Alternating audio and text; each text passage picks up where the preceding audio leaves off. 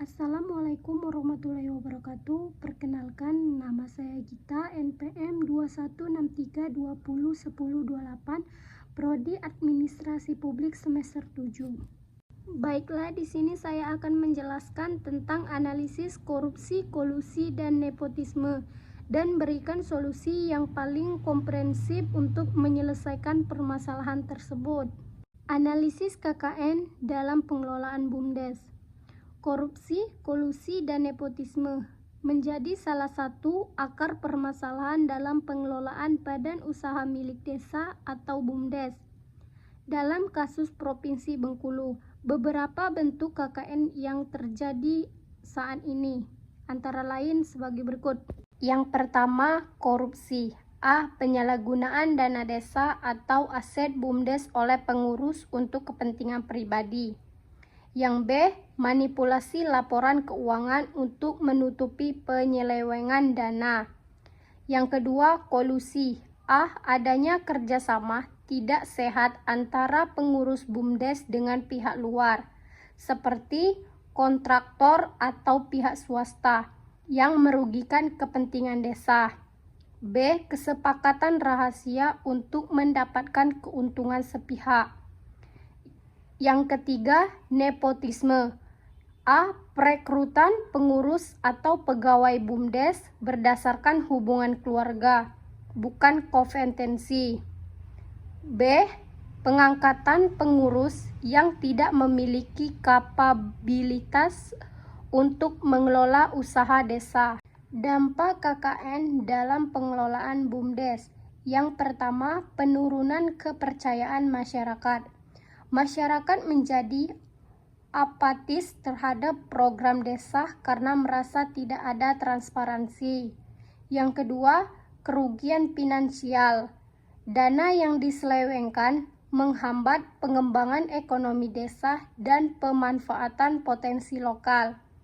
Yang ketiga, inefisiensi operasional.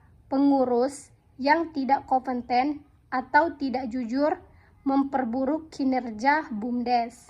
Solusi komprehensif untuk mengatasi KKN. Untuk menyelesaikan permasalahan KKN di BUMDes, diperlukan pendekatan yang menyeluruh dengan melibatkan semua pihak terkait. Yang pertama, penguatan regulasi dan pengawasan.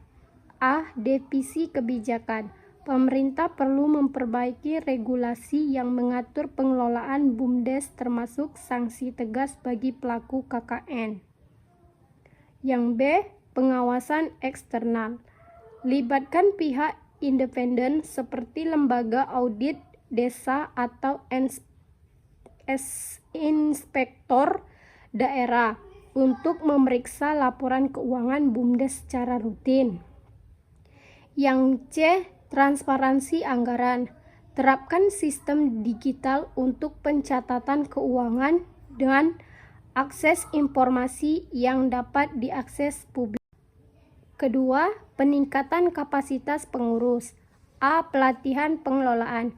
Selenggarakan pelatihan wajib bagi pengurus BUMDes mengenai manajemen tata kelola keuangan dan etika kerja. B. Sertifikasi kompetensi. Wajibkan pengurus BUMDes untuk memiliki sertifikat konferensi sebagai syarat menjabat. Yang ketiga, pemberdayaan masyarakat desa. A. Transparansi informasi. Adakah pertemuan berkala dengan masyarakat untuk melaporkan perkembangan dan penggunaan dana BUMDes? B. Partisipasi aktif. Libatkan masyarakat dalam proses pengambilan keputusan dan pengawasan terhadap kinerja BUMDes. Keempat, teknologi sebagai alat pengawasan. A. Sistem keuangan digital. Gunakan aplikasi berbasis teknologi untuk mencatat dan melaporkan transaksi BUMDes secara real time.